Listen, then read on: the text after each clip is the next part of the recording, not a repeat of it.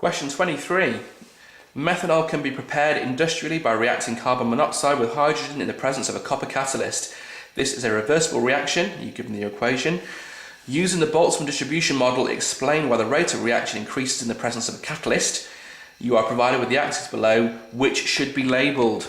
Okay, well, let's start there first of all. We're looking to draw a Boltzmann curve.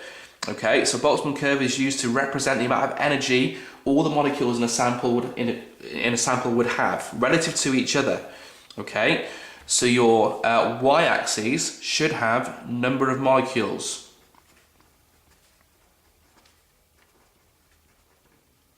Okay, or number of particles you can have present there. You can't have number of atoms. Okay, it has to be number of either molecules or particles.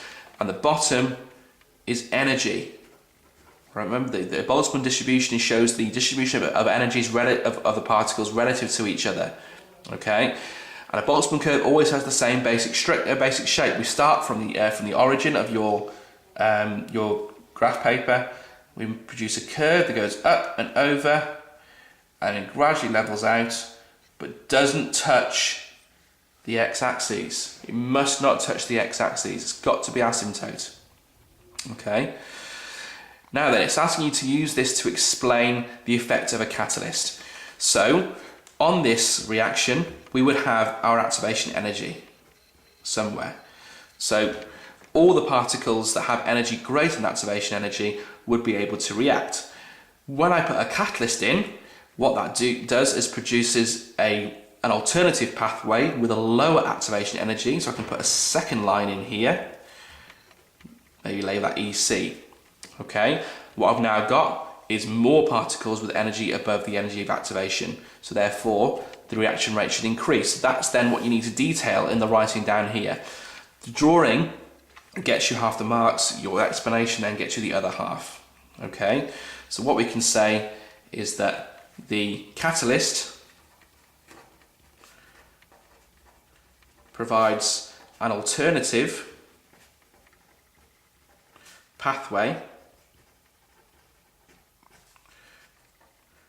with a lower activation energy .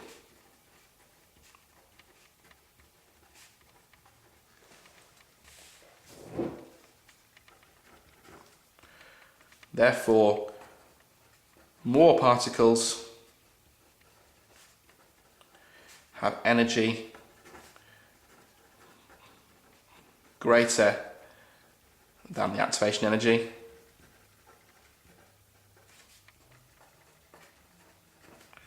which equals more collisions per second. Okay, so 4 marks for this answer. I'll talk you through where the 4 marks come from. So the correct drawing of the Boltzmann distribution, the curve starts within 2 small squares of the origin and not touching the x-axis at high energy. So your curve has got to start within these first 2 boxes here and not touch your x-axis over here. That gets you your first mark. Okay. The second mark is for your axes, number of molecules and energy, or number of particles and energy. Okay, kinetic energy is fine as well. Nothing else is acceptable on the x-axis, either energy or kinetic energy. And likewise on the y-axis, it's number of molecules or number of particles. If you don't put number of, if you just put molecules or particles, then it's meaningless. So it's got to be number of molecules or number of particles. That's your second mark. Okay, third mark, the catalyst provides a lower activation energy, or the EC shown below the EA on the Boltzmann distribution. So actually, you didn't need this statement provided you drew 2 lines clearly labelled EA and EC with the EC lower down. That was your third mark there.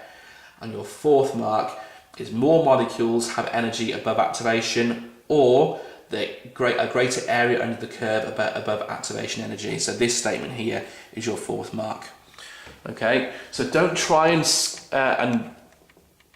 skimp on that one too much. Most of the marks come from your diagram. Make sure that that's drawn accurately, and remember, anything to do with rates of reaction at this level, you're bringing it back to collisions per second. All right, in this case, because we've got a lower activation energy, there are more particles above that number, so we can get more collisions per second.